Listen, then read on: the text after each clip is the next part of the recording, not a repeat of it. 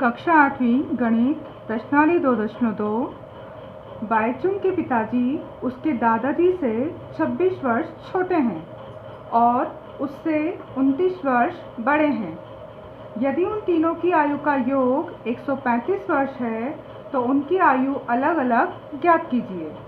मान लेते हैं हम, माना कि सबसे छोटा कौन है इसमें? बाईचुंग के पिताजी दादाजी से छोटे हैं और उससे 29 वर्ष बड़े हैं। सबसे छोटा क्या होगा? बाईचुंग। तो मान लेते हैं हम, माना कि बाईचुंग की आयु x वर्ष है। अब पिताजी उससे कितने बड़े हैं? 29 वर्ष। तब उसके पिताजी की आयु वो हो जाएगी x प्लस 29 वर्ष। बाईचुंग की जितनी भी आयु है उससे 29 साल वो बड़े हैं, x प्लस 29 वर्ष। अब दादाजी जो हैं पिताजी से 26 वर्ष, पिताजी जो हैं दादाजी से 26 वर्ष छोटे हैं, मतलब कि जो दादाजी हैं वो पिताजी से 26 साल और बड़े हैं। तो तथा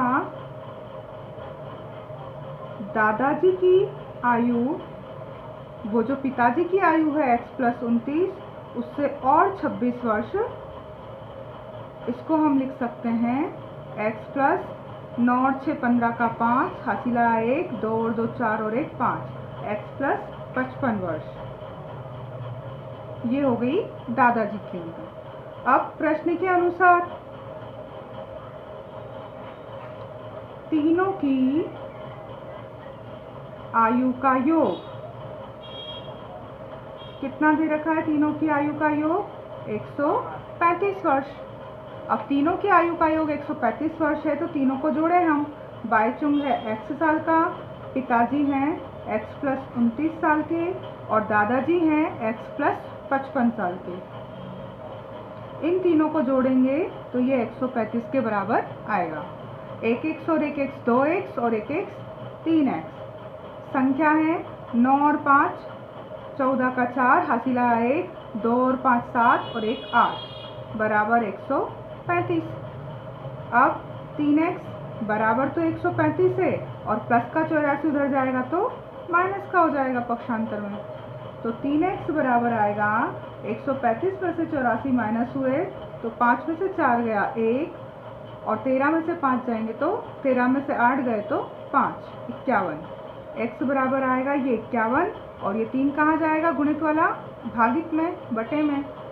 3 से 5 से कम आएगा, 3 एकम 3, 4 5 2 बच गए, 2 पे 1 21, 30 7 21। x का मान कितना आ रहा है हमारे पास? x बराबर आ रहा है 17। ये x क्या था? ये x थी बाईचुंग की आयु। इसका मतलब बाईचुंग कितने साल का है? 17 वर्ष का। तब बाईचुंग की आयु 17 वर्ष। पिताजी की आयु क्या होगी? उससे 29 वर्ष ज़्यादा होगी। पिताजी थे बाईचुंग से 29 साल और बड़े। पिताजी की आयु, ये बाईचुंग 17 में 29 और जोड़ देंगे तो कितना आएगा? 9 और 7 16 का 6, हासिला 1, 2 और 1 3 और 1 4, 46 वर्ष। और अब दादाजी की आयु, तो दादाजी की आयु, जो पिताजी की आयु है 46 वर्ष, उससे और 26 साल बड़ी है तो 46 में और 26 जोड़ेंगे तो ये कितनी होगी? 6 दूनी 12 का 2, हासिला 1, 4 और 2 6 और 1 7, 72 वर्ष होगी। तीनों की अलग अलग आयु हमें निकालनी थी।